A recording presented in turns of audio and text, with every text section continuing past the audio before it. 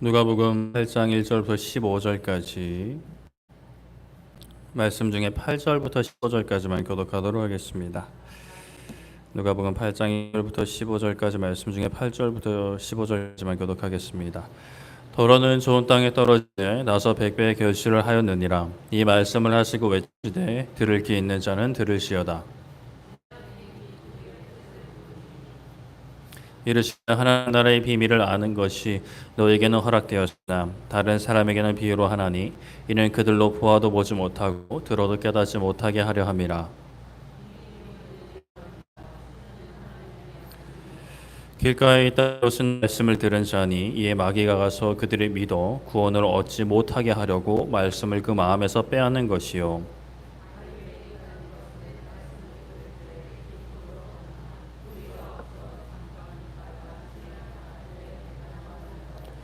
가시떨기에 떨어졌다는 것은 말씀을 들은 자이나 지내는 중 이생의 염려와 쇠물과 향락의 기운이 막혀 온전히 결실을 못하는 자요. 좋은 땅에 있다는 것은 착하고 좋은 마음으로 말씀을 듣고 지키어 인내로 결실하는 자니라. 아멘. 네, 오늘은 보고 은혜를 입은 사람들이라는 제목으로 말씀을 나누고자 합니다. 학생들은 학교를 다니며 수업을 듣습니다. 그런데 우리도 과거 경험해 봤지만 그 수업을 듣는다고 모두 그 내용을 이해하거나 머릿속에 담아두는 것은 아니죠. 그것은 평소에 잘 드러나지 않을 수 있습니다. 물론 보이면 드러나긴 하죠. 흐리멍텅하게 앉아있는 친구와 이제 똘망망하게 앉아있는 친구가 다를 텐데, 근데 또 그게 다가 아닌 것은 시험을 보면 이제 다 드러나죠. 과거에는 아예 그냥 석차를 아예 앞에서 부르던 시절도 있었지만 요즘엔 그렇진 않지만 그래도 성적표를 받아보면 내가 어느 정도인지는 이제 다 가늠할 수가 있습니다. 학생들은 같은 수업 들었습니다. 그런데 다른 결과를 낳았죠. 같은 수업을 들었다고 해서 그것을 내 것으로 만드는가, 또 만들었는데 그것을 소화시키고 그것을 삶 가운데 어떤 결실로 나아가게 하는가, 단순히 성적을 잘 받는 정도의 결실을 거치는가, 아니면 그것이 좋은 대학으로 이어지는가, 아니면 사회에 나가서 어떤 자리로 이어지는가, 또 거기서 우린 더 나아가서 하나님의 나라와 하나님의 의를 구하는 삶으로 나아가는가, 이게 천차만별입니다. 오늘 살펴본 말씀, 앞선 말씀에서는 많이 용서받은 자는 많이 사랑한다 하셨습니다.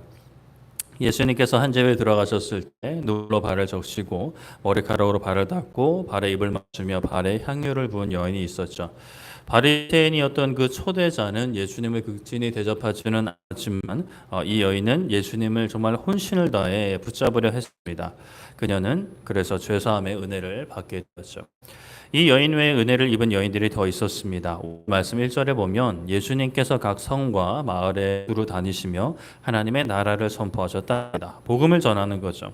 하나님의 나라가 복음, 바로 복된 소식입니다. 그때에 10제자가 함께 했다 하시는데요. 그런데 다른 사람도 함께 했는데 바로 여인들이었습니다.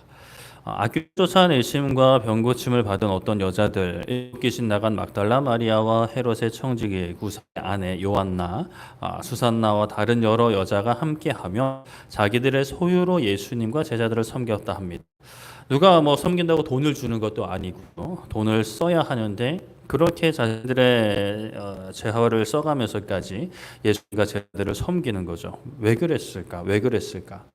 그들은 예수님께서 선포하시는 하나님의 나라를 구하는 사람들이고 그 하나님의 나라의 구원의 은혜와 자유, 복을 맛보는 사람들이죠. 그들 자유롭게 되었습니다. 악귀, 병으로부터 이제 자유롭게 되었는데 그런데 자유로워졌는데 자발적으로 종이 되었어요. 예수님과 제자들을 섬기는 종이 되었죠. 결국에는 어떤 사람을 섬긴 것이 아니라 하나님의 나라를 구하고 섬기는 종의 자리에 스스로 거합니다. 그것도 자신들의 재산으로 예수님과 제자들을 섬기는 거죠. 그들이 하나님의 나라를 얻었기 때문에 더 큰 것을 얻었고 또 앞으로도 얻을 것이기 때문에 그것을 소비하는 것은 전혀 문제가 되지 않았던 것입니다. 많은 것을 받은 자는 많은 사랑을 하게 되는 거죠. 그녀들은 많은 것을 받았습니다. 그래서 그렇게 섬기는데 반면에 예수님이 아무리 좋은 말씀을 하시고 놀라운 기적을 베푸셔도 그것을 직접 눈으로 봐도 예수님을 받아들이지 않는 사람들이 많이 있었습니다. 예수님께 나오는 사람들 한 비유를 말씀하시는데 5절부터 보시면 씨를 뿌리는 자가 그 씨를 뿌리러 나가서 뿌리는데 일부는 길가에 떨어지고 일부는 바위 위에 일부는 가시떨기 속에 떨어졌다 합니다. 길가에 떨어진 씨앗들은 밟히고 공중에 새들이 먹어버렸고 바위에 떨어진 씨앗들은 싹이 났지만 습기가 없어서 말라버렸고 가시떨기 속에 떨어진 씨앗은 가시가 함께 자라서 그 기운을 막았다 하십니다. 각 나름대로가 이유가 있었지만 결국 결실을 맺지 못하는 공통점을 가지고 있었다. 그런데 좋은 땅에 떨어진 씨앗들이 있었는데 그들은 100배의 결실을 맺었다 합니다. 한 씨앗 하나당 한 곡씩 100개 이상의, 그러니까 딱 100개만 열린 게 아니라 그만큼 많은 그 결실을 얻게 된 거죠. 이 말씀을 하시고 예수님께서 사람들에게 외치시기를 8절에 들을 귀 있는 자는 들으라 하십니다. 이렇게 외치시는 것은 들었는데도 못 듣는 사람들이 있고 그것을 이제 듣는 사람들, 진짜 듣는 사람들이 있다라는 것이죠. 이때 당시에는 제자들도 이 말씀을 듣기는 들었는데 무슨 의미인지 몰랐습니다. 그래서 예수님께 여쭤봤죠. 제자들이 이 비유의 뜻을 묻자 예수님께서 친절히 알려주십니다. 하나님 나라의 비밀을 아는 것이 너희들에게는 허락되었지만 다른 사람들에게는 비유로 하여 그들이 보아도 보지 못하고 들어도 깨닫지 못하게 하려 함이다라고 하셨습니다. 참 이 말씀을 보면 오늘날 우리가 이 말씀의 뜻을 받아들일 수 있다는 게 얼마나 복된 것인지 모릅니다. 그때 당시에는 아예 의미도 듣지 못한 사람들이 있었죠. 그런데 또 한편으로는 이 말씀을 사실 우리는 교회 좀 다녀본 분들이면 이 말씀은 너무 많이들 들어봤을 말씀인데 이 말씀을 듣고 이 말씀을 하신 예수님의 그 의도와 목적에 맞게 살아가는 사람들, 결실을 맺는 사람들은 또 오늘날에도 사실 얼마나 되는가를 생각해 볼 때 참 가슴 아프고 또 나는 그 결실을 맺고 있는가를 생각해 보면 두렵고 떨리기까지 합니다. 지금 이제 제자들은 못 깨닫고 있는데 예수님께서 제자들에게 직접 그 의미를 풀어주십니다. 씨앗은 하나님의 말씀이라고 하죠. 씨앗을 뿌리는 것은 하나님의 말씀을 전하는 것, 선포하는 것입니다. 그렇게 말씀을 전하는데 말씀을 받아들이는 그 사람의 마음의 상태가 다 같은 상태가 아니다라는 거예요. 오늘날도 그렇죠. 말씀을 들을 때 사람 마음 다 같지 않습니다. 표정부터 다 다르고 그래도 금요일날 이 자리까지 오신 분들 그래도 듣고자 하는 마음이 있으시겠지만 주일날 보면 그냥 천태만상인 거죠. 길가에 있다는 것은 말씀을 들었는데 마귀가 와서 그들이 믿어 구원을 얻지 못하게 하려고 말씀을 그 마음에서 뺏은 것이다라고 하십니다. 새가 와서 이제 주워 먹는 것이 마귀가 와서 그 마음에 심겨진 말씀을 할 수만 있다면 이제 채가는 거죠. 사실 온전히 심겨진 것도 아닙니다. 심겨져도 사실은 흩어서 파헤칠 수도 있는데 길가다 보니까 이게 제대로 들어가지도 않는 거예요. 그래서 말씀을 듣기는 들었는데 마음에 어떠한 감동이나 어떠한 찔림도 없는 상태인 거죠. 어떠한 순종으로도 이어지지 않은 상태입니다. 마귀가 그냥 냅두지 않죠. 사실 그냥 냅둬도 썩어버리겠지만 얼른 채가버립니다. 어떠한 영향력도 끼치지 못하게 하는 거죠. 바위에 있다는 것은 말씀을 들을 때는 기쁨으로 받는 자라고 하십니다. 싹이 난다라는 것은 말씀을 들었을 때 마음 변화가 그래도 있는 거예요. 심경의 변화가 있고요. 결단의 선포 등이 또 있을 수 있습니다. 나름대로 어떤 작은 순종도 있을 수는 있어요. 그러나 바위 때문에 뿌리가 없어 말라버리는 것처럼 잠깐 기쁨으로 말씀을 받고 믿고자 했는데 믿은 것 같은데 깊은 뿌리가 없으니까 이게 비바람에 몰아치니까 그 홀딱 이제 나가버리는 거죠. 배반을 당하는 자라고 하십니다. 뿌리를 내리지 못하는 거예요.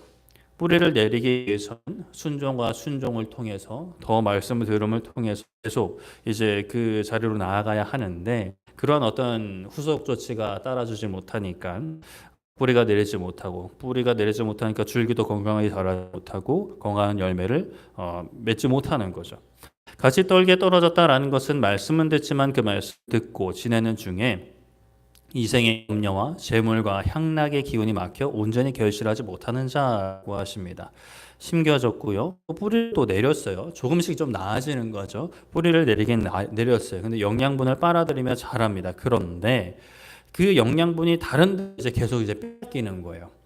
이생의 염려, 재물과 향락의 우리의 어떤 그 에너지, 시간, 마음 다 빼앗기고 있는 겁니다. 순종의 자리로 나아가야 하는데, 기도의 자리로 나아가야 하는데, 말씀의 자리로 더욱 나아가야 하는데, 세상 일들로 인해서 빼앗기는 것들이 너무나 많은 거죠. 엉뚱한 곳에 우리의 영양분, 에너지를 빼앗기니 결실로 이어지지가 않은 겁니다. 열매가 맺혀도 뭐 시원찮은 거예요. 열매의 기능을 하지 못하는 그런 모양새들.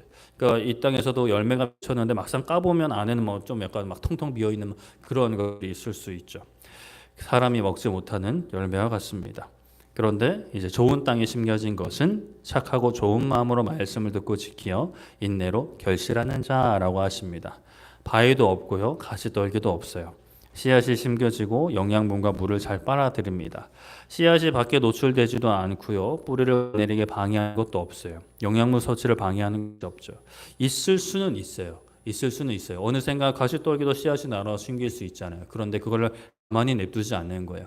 뽑아버리는 거죠. 돌을 들어서 한 곳에 모아두는 거죠. 던져버리는 거죠. 가시떨기는 보이는 대로 잡초는 족족 뽑아버리는 겁니다. 그러니 영양분을 빼앗길 리가 없죠. 빼앗기려 해도 이게 뜯어가지고 이제 버려요. 뿌리까지 뽑아버리니까 빼앗기지 않습니다. 결국 아름답고 풍성한 결실을 맺게 되는 거예요. 이렇게 좋은 땅, 좋은 밭을 가진 사람들은 어떤 사람들인가? 누가복음 1장에 예수님께서 이 땅에 태어나시기 전에 일어난 일들이 기록되어 있는데요. 그 중에 천사가 예수님의 어머니 마리아에게 가서 예수의 탄생을 예고한 부분이 나옵니다. 결혼을 하지 않았지만 아들을 낳을 거다라고 하자 마리아가 처음에는 제가 남자를 알지 못하는데 어떻게 이 일이 가능하겠습니까? 라고 답을 합니다. 그때 이제 천사가 요한의 어머니 엘리사벳이 임신한 것을 알리면서 하나님의 모든 말씀은 능하지 못하심이 없다라고 선포를 하죠. 이때 마리아가 놀라운 고백을 하죠. 누가복음 1장 38절에 마리아가 이르되 주의 여종이오니 말씀대로 내게 이루어지다 하며 천사가 떠나가니라 말씀합니다. 저는 주님의 여종입니다 라고 고백을 하고 말씀대로 이루어질 것입니다 라고 고백을 하죠. 뭐 짧게 얘기하면 아멘 하는 겁니다. 마리아의 이 고백이 바로 좋은 땅, 좋은 밭의 고백이다 라고 할 수가 있는데요. 천사가 와서 읽기 어려운 말씀을 선포를 했습니다. 사람의 생각으로는 경험으로는 이루어질 수 없는 일이죠. 뭐 요즘같이 과학적인 지식이 또 발달했다라고 하면 뭐 절대 불가능한 일입니다. 그래도 남자와 여자가 엘리사벳을 보면 그래도 사실 나이가 많은 사람이 아이를 갖는 것도 불가능한 일이지만 남자와 여자는 있잖아요. 근데 마리아는 또 남자가 없는 상황이란 말이에요. 나이가 많든 적든 남자와 여자가 만나야 아기를 낳는데 이건 결혼도 하기 전에 이런 일을 전하니 마리아 입장에서는 받아들이기 어려운 거예요. 그러나 마리아가 거기서 받아들이기 어려운 환경에 집중하는 것이 아니라 방을 틀어서 다른 것에 집중합니다. 나의 신분, 나의 정체성, 그리고 지금 내 앞에 와서 말씀하는 존재가 어떤 존재인지를 거기에 이제 집중하는 거죠. 그거를 붙잡는 겁니다. 환경과 지난날의 경험과 사람들의 어떤 시선 따위 붙잡지 않는 거예요. 그런 것이 마음속에 몰려올 수는 있죠. 그러나 붙잡지는 않습니다. 하나님이 누구신지 내가 누구인지만 붙잡는 거죠. 말씀하시는 이 존재는 천사라고 속에 있으니까 천사, 하나님의 말씀을 전하는 자인데 천사가 전하는 말은 천사의 말이 아니라 하나님의 말씀입니다. 나의 주인이시며 만주의 주이시고 만왕의 왕이신 그분은 능치 못하심이 없으신 분이죠. 말씀하신 것을 다 이루시는 분이십니다. 나는 그분의 종인 거예요. 마리아는 뭐 여종, 우리 뭐 남종 뭐 다 그냥 종이죠. 가라 하시면 가는 거고, 오라 하시면 오고, 하라 하시면 하고, 하지 말라 하시면 하지 않는 것이 종입니다. 뭐 뭘 따지고 자시고 뭐 그런 게 없어요. 그냥 시키는 거 하고 시키는 게 안 되면 뭐 주인의 책임이니까 그냥 우리는 하면 되는 거예요. 뭐 어떤 이야기는 하죠. 그게 가능하겠습니까? 라고 할 때에 가능하다라고 하면 네, 알겠습니다 하는 거죠. 아무리 이해가 안 되고 세상에서 이루어질 수 없는 일이라 하더라도 하나님이 하라 하면 하는 것입니다. 하나님이 또 하시면 되는 것이죠. 우리는 그저 아멘 하는 것입니다. 이것이 바로 좋은 밭의 마음인 것이죠. 좋은 밭의 마음은 하나님께서 진실로 누구인지를 고백하고요. 그 하나님 앞에 내가 어떤 존재인지를 고백하는 마음이라고 할 수가 있겠습니다. 이것을 붙잡고 있다면 때로는 마음이 흔들릴 수 있죠. 믿음이 흔들릴 수도 있어요. 말씀 앞에 다시 엎드려야 되는데 믿음이 흔들리는데 이제 거기에 이제 붙잡는 게 아니라 우리는 그것을 물리치고 다시 말씀 앞에 엎드릴 수 있는 것은 우리가 하나님은 누구시고 내가 누구신지를 붙잡기 때문입니다. 마리아의 이 순종의 고백은 여기서 끝나지 않습니다. 아멘하고 그냥 뭐 자기 마음대로 살아가는 게 아니라 아기를 가진 것이 밝혀지면 결혼이 엎어질 수도 있어요. 그러나 하나님께서 그렇게 하신다 하셨으니 기다리는 거죠. 마리아의 마음에 불안과 걱정과 염려가 틈탈 수 있어요. 요셉에게 알렸더니 뭐 얼마나 둘이 소통했는지 모르겠지만 요셉은 이제 가만히 끊고자 한단 말이에요. 그래도 요셉은 의인이라 뭐 돌로 쳐 죽이고 그런 정도까지 나아가진 않는데 끊고자 합니다. 그런 상황 속에서 마음이 불안할 수 있죠. 걱정과 염려가 틈탈 수 있습니다. 아, 이거 괜찮나? 괜찮나? 아멘이라고 화답을 했는데 마음이 흔들릴 수 있어요. 그럴 때 무엇을 해야 하느냐? 인내하는 거죠. 마음의 공격, 속임수로부터 우리의 마음을 지키는 겁니다. 하나님이 누구신지 계속 바라보고 묵상하고 기도하며 하나님의 약속을 붙잡아야 되는 거죠. 그때 천사가 그 말을 한 게 맞나고 생각이 들 수도 있는데 말한 것이 분명히 맞으니까 환상을 본 그냥 뭐 헛된 것을 본 게 아니니까 붙잡는 거죠. 그렇게 어떤 마음에 막 그런 부담이 몰려올 때, 걱정이 몰려올 때 인내하여 기다리면 하나님께서 그 가운데 내가 다 알지 못해도 역사하고 계시는 거예요. 천사를 요셉에게도 보내셔서 마리아를 아내로 맞아들일 수 있도록 하시고 또 그때 인구조사가 일어나서 베들레헴 가서 아기 예수님을 출산하게 하시고 또 후 애굽으로 들어갔다가 후에 나사렛으로 이 모든 게 구약에 말씀하신 그 말씀들이 이루어지는 놀라운 일이 이루어지는 거죠. 마리아가 그 하나님의 약속을 붙잡고 인내하면서 그 시간을 보낼 때 하나님은 그런 모든 과정을 통해 아름다운 열매, 이 세상 무엇보다 아름다운 예수님이란 열매를 마리아의 몸을 통해 이 땅에 오게 하시는 겁니다. 우리가 오늘날 말씀을 겸손히 받아야 합니다. 말씀이 마음에 어떠한 감동의 찔림, 삶의 변화로 이어지지 않는다라고 한다면 우리의 마음밭이 일단 어떤 상태인가를 좀 점검을 해봐야 하는 거죠. 다른 어떤 세상 것이 내 마음에 가득해서 이게 들어오지도 않는 것인지 아니면 또 어디 뭐 내 어떤 삶 가운데 무슨 문제가 있는지 점검을 하고 얼른 정신을 차리고 하나님 앞에 엎드려야 합니다. 단단한 길과 같이 단단한 내 마음을 갈아엎어야 되는 거죠. 바위가 내 마음에 가득 채우고 있어서 순종을 방해한다면 순종을 방해하는 삶의 방해물들을 정리할 수 있어야 합니다. 순종에 방해하는 것들이 뭐 인간관계이든 뭐 우리가 일하는 것이든 나의 꿈이든 나의 어떤 뭐 시간이든 다 그것을 점검하고 진짜 필요한 것인지를 살피고 그것이 필요한 것이 아니라면 정리할 수도 있어야 되는 거죠. 순종하는 가운데 이생의 염려와 재물의 유혹이 있습니다. 사실 이것은 누구나 반드시 유혹의 크기가 크고 작고 뭐 차이는 있을 수 있지만 누구나 반드시 있습니다.